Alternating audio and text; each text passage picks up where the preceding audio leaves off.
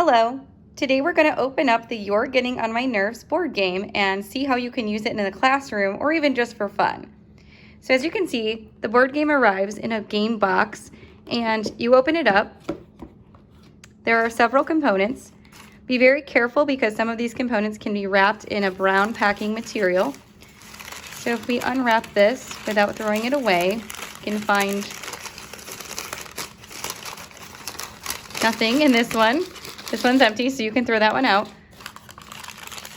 But in this other one, there are game pieces and sliders that are necessary for the game, so make sure not to throw that piece away.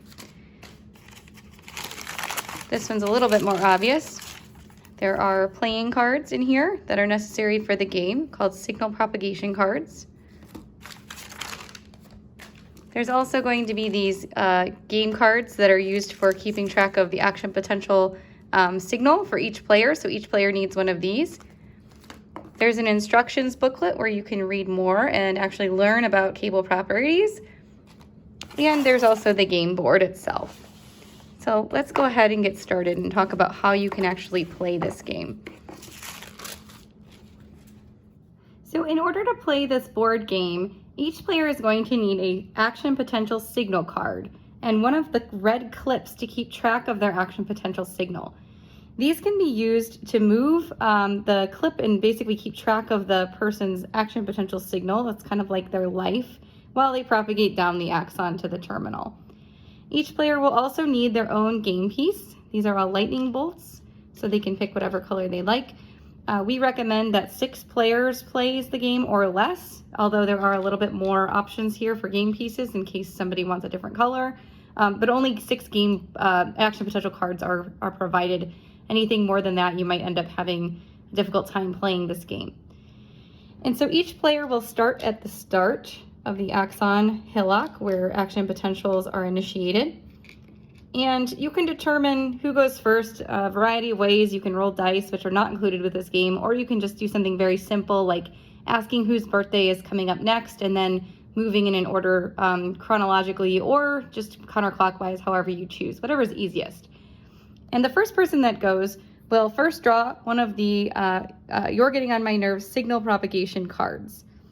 This will tell them exactly what they need to do. So in this case, this is a bad card. They've been exposed to TTX, which is a tetrodotoxin that leads to voltage-gated sodium channels being blocked, and actually their action potential diminishes to 0. So it's a good thing they got this card right at the start and instead of down here at the finish. But this basically is a card that's going to tell them to go back to the start. So it's kind of a bad example, but it's good that you saw it. So another card that they might get is stay in place. Do not reduce your action potential. In that case, nothing happens. They just skip their turn. Another card they might get, oh, sorry, that's the same one. Another card they might get is propagate forward by 1 space, and they will reduce their action potential by 10%. So normally, everybody that's starting at the axon hillock is going to have their action potential start at 100%. And every time they take a turn, that percentage will decrease by 10. So in this case, they do get to propagate forward 1 space, and they get to decrease their action potential by 10. Because it does cost some amplitude to move forward and propagate. And in this case, they landed on a blue square. The blue square corresponds to the myelin sheath.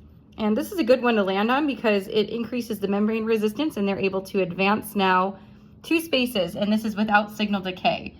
So they can just then move their game piece 1, 2, and stay here.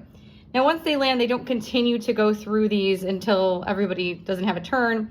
It's just their first card that they draw and whatever they land on first.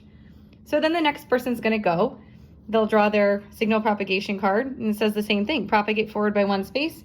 So in this case, this next person will propagate forward by 1 space and do the same thing. And again, they'll reduce their action potential by 10% for every turn they take. There are some other cards in here. Maybe they propagate forward 2 spaces and still reduce their action potential by just 10%. So maybe that's what this next player does, 1, 2. And in this case, maybe they land here on this node of Ranvier.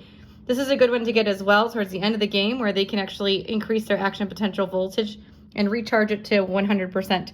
So let's say that happens, they can charge back to 100%. And people just keep taking turns and eventually somebody will make it to the finish and they are the winner of the game. And along the way, they'll have to think about these different cable properties like nodes of Ranvier, myelin sheaths, demyelination, summation, increase in axon diameter, and decrease in axon diameter. And they will basically help or hinder their movement to the axon terminal, all while trying to maintain that action potential signal to reach the finish.